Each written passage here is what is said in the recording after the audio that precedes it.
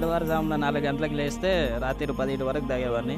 పొద్దున్నే 5 గంటలకి వాళ్ళు ముస్లిమ్స్ నమాజ్ చేసేటప్పటికల్లా మెలకు వచ్చే లోపల పోయి డబ్బులు ఉంటే తీసుకొని పోయి తాగేవాడిని. డైలీ పొద్దున్నే బ్లాక్లో మంది తీసుకుంటాం మేడం. 15 ఏళ్ళ నుంచి తాగుతున్నాను. తాగి పైకి వంటి కింద పడి 12 వాట్ల కింద ఉన్నాను.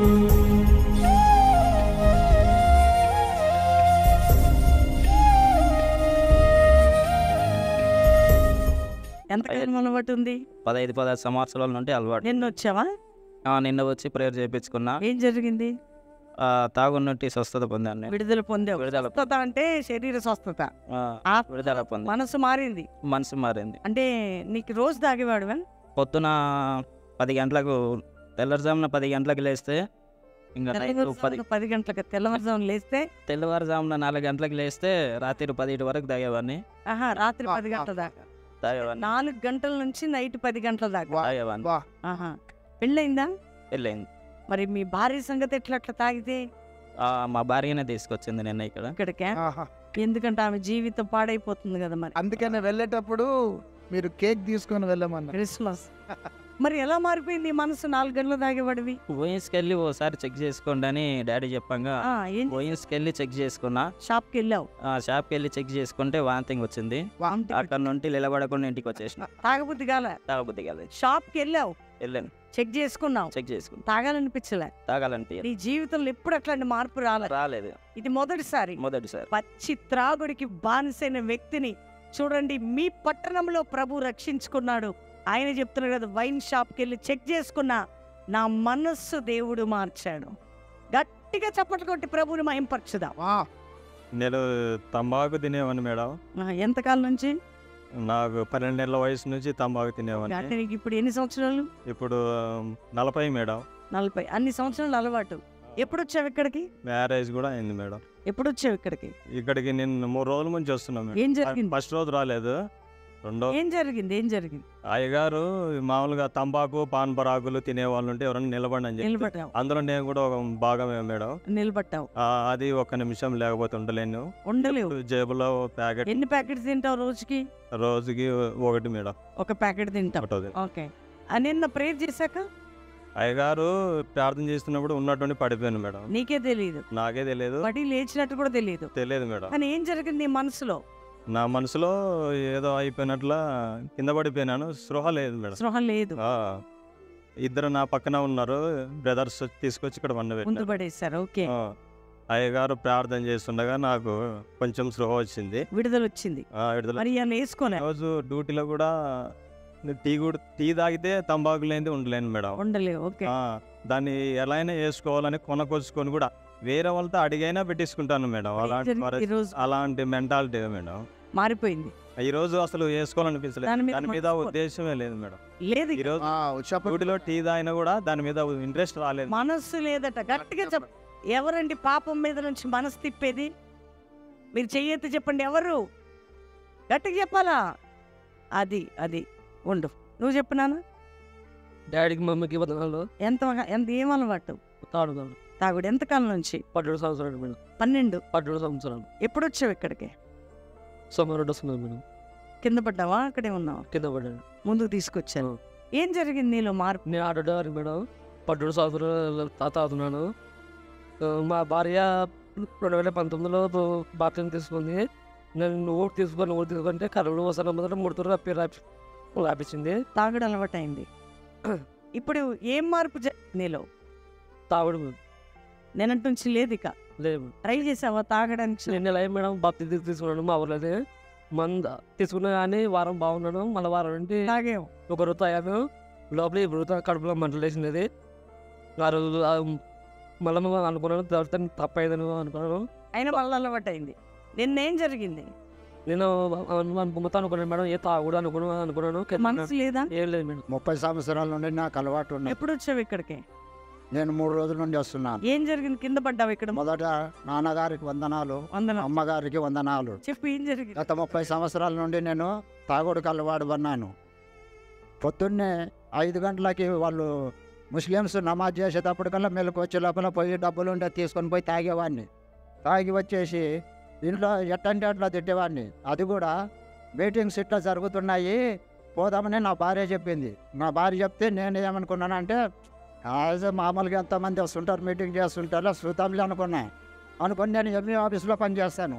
ఆడికి పోయే లోపల నాన్నగారిది అమ్మగారిది బ్యానర్ కట్టిండ్రు. నేను లైఫ్లో ఇంతకుముందు చూసిన టీవీలో నాన్నగారు అమ్మగారికి మంచి ఇది ఉన్నది, కంపల్సరీ ఆడికి పోతే నాకు స్వస్థత కలుగుతుంది అని చెప్పేసి గత 3 రోజుల నుండి వస్తున్నాను. నాన్నగారు నిన్న తాగుడు వాళ్ళు లేచి చేతులు పైకెత్తి ఆకాశం వైపు చూస్తున్నాను, నేను ప్రార్థన చేస్తానన్నాడు. నేను చేతులు ఎత్తి ఆకాశం వైపు చూస్తూ ప్రార్థన చేస్తుంటే నాకు ఎక్కడి నుండో వచ్చి నాలో ఉన్నదంతా దేవుడు దొబ్బేసేసేసి బయటకు చేసేసాడు. నా దేవుడు వాటికి ఈరోజు నేను నాన్నగారి ఇంట చెప్పిండు మళ్ళీ పరీక్ష చేసుకోమని అని చెప్పేసి డ్యూటీ నుండి వస్తా, మళ్ళా 1 గంటకు నేను డ్యూటీ దిగుతా ఎంఈ ఆఫీసులో నుండి వస్తా ఆ వైన్ షాప్ కాడ నిలబడి చూడమని చెప్పిండు కదా అని వాటికి పోయినా. పోయే లోపల కాళ్ళు చేతులు మొత్తం గడగడగడగడగడగడానికి భయము అబ్బా నాయన ముట్టుకుంటే చచ్చిపోతాను నాయన అని చెప్పేసి వచ్చేసినాను.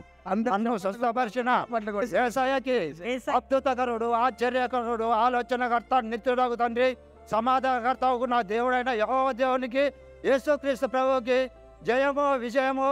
అద్భుతకరుడు, ఆశ్చర్యకరుడు.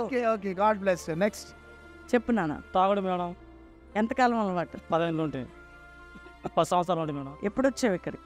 నేను బెల్లం పిల్ల విన్నప్పుడు బాగా బెల్లంపల్లికి వచ్చావు. వచ్చాను మేడం. అప్పుడు వదిలిపెట్టేసి అప్పుడు మారిపోయావు. మారిపోయావు. అప్పటి నుంచి ఇప్పటి వరకు ఏం లేదు మేడం. Praise lord. చెప్పు నాన్న, ఎంతకాలం అలవాటు? 18 ఏళ్ళు మేడం. ఎప్పుడు వచ్చావు ఇక్కడికి? 5వ తేదీ ఇచ్చిన మేడం. 5వ తేదీ 5వ తేదీ వచ్చావు. ఏం జరిగింది? మందు కాలబట్ట పడినా మేడం. బంద్ అయిపోయిందా? లేదు మేడం, ఇప్పుడు బంద్ అయిపోయింది మేడం. నిన్న కింద పడిన ఉంటే కింద పడిన దగ్గర నుంచి బంద్ అయిపోయింది. అంటే మా భార్య అంత వచ్చినారు మేడం. ఆహా, మా భార్య అంత వచ్చినారు, అందరు వచ్చారా? ఆటోలకు వచ్చిన. ఎంతకాలం అలవాటు? 18 ఏళ్ళు మేడం. 18 ఏళ్ళ నుంచి అలవాటు. ఇక్కడికి వచ్చి పడ్డావా? ఇక్కడ మేడం అయ్యగారు ప్రార్థన చేస్తాను వచ్చి పడిన వచ్చి పడిపోయావు. అప్పటి నుంచి లేదు ఇక? ఏం లేదు మేడం, తను ఆశించలేదు. ఇంకా మా భార్య మా కూతురున్నారు మేడం. ఆహా, అందరు సంతోషంగా ఉన్నారు ఇప్పుడు? బాగున్నాం మేడం. ఇప్పుడు నీకేం ఏం లేదు మేడం. రోజు తాగుతావా? డైలీ పొద్దున్నే బ్లాక్ లో మందు తీసుకుంటా మేడం. తీసుకొని తాగుతావు మేడం. అట్లాంటిది ఇప్పుడు లేదు ఇక? లేదు మేడం, కానీ ఆశింపే లేదు మేడం.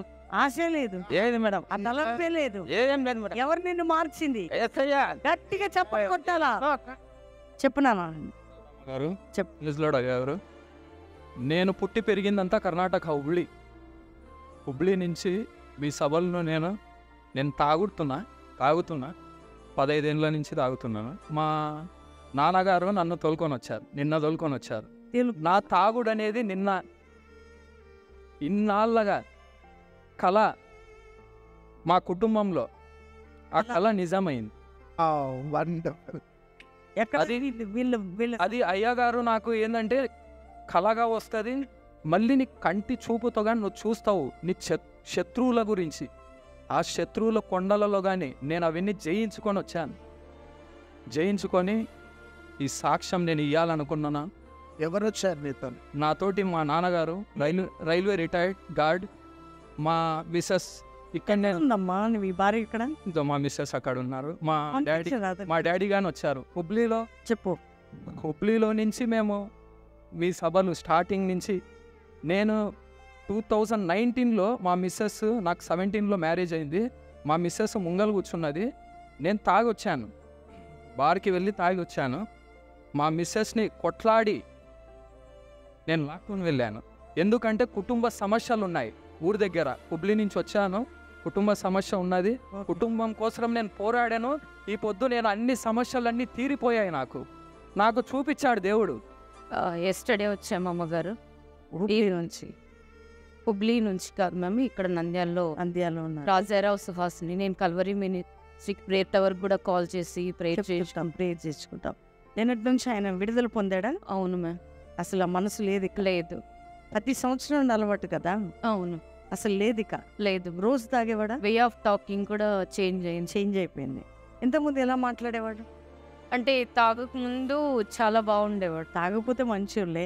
తాగాక అంటే తనకు కూడా విడిపించాలని ఉన్న అది బయటకి రాలేకపోయాడు. బంధించబడ్డాడు. అమ్మా తను ఒక ఆత్మ అనేది నడిపిస్తుంది. నేను 3 years తాగలేదు, నేను జాబ్ చేస్తున్నాను నంద్యాలలో, నేను తాగలేదు. అబౌట్ చిల్డ్రన్స్ 2 months నుంచి నన్ను పీడిస్తున్నది. అదిగో చూడండి, 2 months 3 years తాగలేదు నేను, అసలుకి 3 years ముట్టలేదు. అడగండి మా మిస్సెస్ని, అడగండి ఆ నాన్న. మా డాడీ. అయ్యగారికి నా వందనాలు.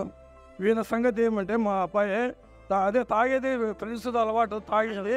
నేను తెచ్చారు ఇక్కడికి, నిన్న వచ్చామండి. నిన్న వచ్చారు. ఇక్కడ మా కోడలో ఊరు ఇక్కడ దగ్గర వినిపించబడ్డాడు నిన్న. నిన్న ఆలోచన లేదు వచ్చాను. నేను కూడా మీ ప్రోగ్రామ్ చూస్తుంటాను కానీ నంద్యాలలో ఉన్నాను. కానీ మా అబ్బాయి నన్ను ఇక్కడ రప్పించాడు. ఓకే, నెక్స్ట్ విడిపించబడ్డాడు. ఇప్పుడు ఈ రోజు సంతోషంగా ఉన్నారు. ఇప్పుడు మీరు సంతోషం. చప్పట్లు. ఇంకా ముందు కూడా ఏం జరగకుండా మీరు ప్రేయర్ చేస్తాం.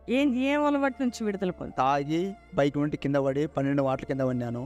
తాగి కింద పడి చేయి వేయి నేను అన్ని ఇబ్బందులు పడినాను. చేయి కూడా చూడండి, చేయి కూడా పోయింది. 12 వాట్లు పడినాను. 12 సార్లు పడ్డావు. 12 సార్లు పడినాను. అంత తాగే అలవాటు ఉంది. అన్ని మాటలు. ఎప్పుడు వచ్చావు ఇక్కడికి?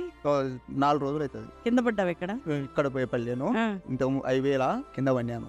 12 వాట్లు కింద పడినాను. చిన్న ప్రార్థన చేసినప్పుడు ప్రార్థన నీటికి వచ్చిన వాళ్ళు ఉంటే మొన్న పోయి వైన్స్ కాటు పోయింటే వద్దు దాని పంచాయతీ వద్దని తక్కువ ఎన్నిక వచ్చా. మనసు లేదు, మనసు అయితే రోజు తాగేవాడు. రోజు 500-600 అయిపోయి 500-600 అర్థమైందంటే 12 సార్లు కింద పడ్డాడట. చెయ్యి కూడా ఇరిగిందట.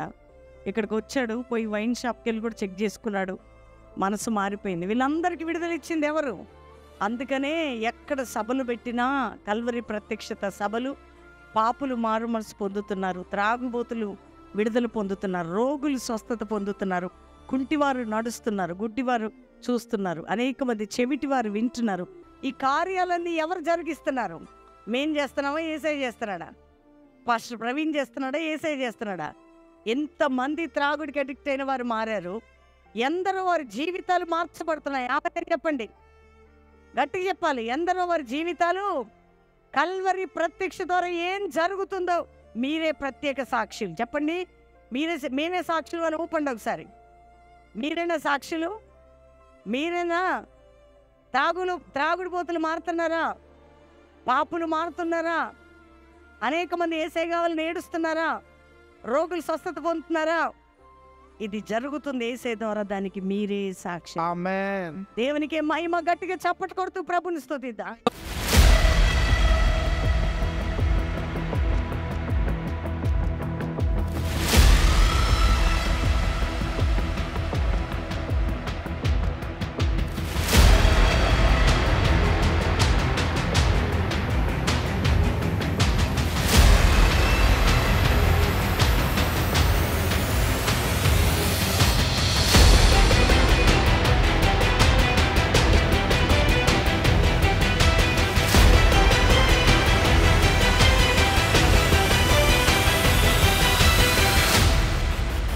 Calvary promise land, Hayathnagar దగ్గర హైదరాబాద్లో కల్వరి ప్రామిస్ ల్యాండ్. ఆదివారం 3 ఆరాధనలు 7 నుంచి 9, 10 నుంచి 12, సాయంత్రం 5:30 నుంచి రావచ్చు, పాలు పొందొచ్చు, మంచి బలం పొంది దీవెన నుండి వెళ్ళొచ్చు. మీ అందరినీ కూడా దేవుడు దీవించునుగాక. Praise lord. చాలా బాగుంది, చాలా ఆత్మీయకరంగా ఉంది. నాకైతే చాలా హ్యాపీగా ఉంది వచ్చినందుకు. చాలా థ్యాంక్స్ అండి. ఎవ్రీ సండే వస్తూ ఉంటాం ఇక్కడికి. వాక్యం చాలా బాగుంది. ఈరోజు సాక్ష్యం ఏంటంటే అందరం ప్రేయర్ చేస్తున్నప్పుడు వర్షం కూడా ఆగిపోయింది. దేవుడి కృప నిండుగా ఇక్కడ ఉంది. ప్రతి ఒక్కరు రావాలని కోరుకుంటున్నాము. బాధతో దుఃఖంతో వచ్చాను, ఆర్థిక సమస్యతో వచ్చాను. కానీ డాడీ వాక్యం చెప్పినప్పుడు నేను నిన్నటి నుంచి మాత్రం ఎంత ధైర్యంతో ఉన్నాను. మరి మా సమస్యల నుంచి కూడా ఎంతో ప్రేయర్ చేశారు. మరి ఇక్కడ దేవుడు ఎంతో గొప్ప కార్యం చేస్తున్నాడు. మరి దేవునికి వందనాలు, డాడీకి కూడా వందనాలు. దేవుని నామానికి స్తోత్రాలు. మమ్మీ డాడీకి వందనాలు. ఈరోజు జరిగిన మీటింగ్ ఒక అద్భుతంగా జరిగింది. దేవుడు దాని కార్యాన్ని మాకు బయలుపరిచారు. ఎలాగంటే వర్షం వస్తున్నప్పుడు అందరూ లేచి వెళ్తున్నప్పటికీ దేవుని విశ్వాసంలో డాడీ అయితే అలాగనే చేతులు అడ్డం పెట్టి ఆ వర్షం ఆపేదాన్ని బట్టి దేవుడు మహాకార్యములు చేసిన దాన్ని బట్టి మళ్ళీ యథావిధిగా మీటింగ్ జరిపించి ఆయన కార్యాలు బయలుపరిచి దేవుడు ఉన్నాడు అని మరొకసారి నిరూపించినందుకు దేవుని నామానికి స్తోత్రాలు. బహు అద్భుతంగా వాడబడుతున్న ఈ పరిచర్యను ఇంకనూ వదిల్లాలని మేము ప్రార్థిస్తున్నాం. ఈ జనాలు ఇంత విధంగా వచ్చారంటే అది దేవుని యొక్క సన్నిధి ఇక్కడ ఉన్నది కాబట్టి ఇలాగ దేవుని సన్నిధి ఇక్కడ అనుభవిస్తున్నారు. ఎన్నో స్వస్థతలు, ఎన్నో కార్యాలు ఇక్కడ చూస్తున్నప్పుడు దేవుడు ఇక్కడ ఉన్నాడని మేము నమ్ముతున్నాం. దేవుడి నామానికి స్తోత్రాలు. నామానికి వందనాలు. నేను స్టార్టింగ్లో ఇక్కడికి వచ్చినప్పుడు ఏముంది లేని అని అనుకున్నా, కానీ దేవుడి అభిషేకం ఇక్కడ ఉంది. దైవజనుల ద్వారా దేవుడు మనల్ని బలపరుస్తున్నాడు. వాక్యం లోతైన వాక్యం ఉంటుంది. వాక్యం ద్వారా కూడా మనం బలపడతాము. తప్పకుండా ఇక్కడికి రండి. నేను చూస్తున్నాము, గత 6 మంత్స్ చూస్తున్నాము. ఇక్కడ గొప్ప అభిషేకంతో వాక్యం ఉన్నది. ఇక్కడ ఎన్ని మేలు అంటే మనం మా జీవితంలో పొందుకున్న మేలు చాలా ఉన్నాయి. ఇక్కడ వచ్చిన వారు ప్రతి ఒక్కరూ మేలులు పొందుకొని పోతారు. ఈ వాక్యం మంచిగా మనిషి యొక్క జీవితాన్ని మార్చి వాళ్ళని సక్రమైన మార్గంలో నడుస్తుందని మేము నమ్ముచున్నాము. ఈ వాక్యం ఇక్కడ ఉన్న అభిషేకం ఎక్కడ లేదు కాబట్టి ఇక్కడ ఈ కొండ ఎక్కి ఈ ప్రజలంతా ఇక్కడికి వస్తున్నారు కాబట్టి వారి జీవితాలన్నీ మార్చబడుతుంది. ఈ వాక్యం ద్వారా వారి కుటుంబాలు వారన్నీ కట్టబడుతున్నాయి. అందుకని దేవుడు ఈ యొక్క సంఘాన్ని దీవించును గాక. ఆమేన్.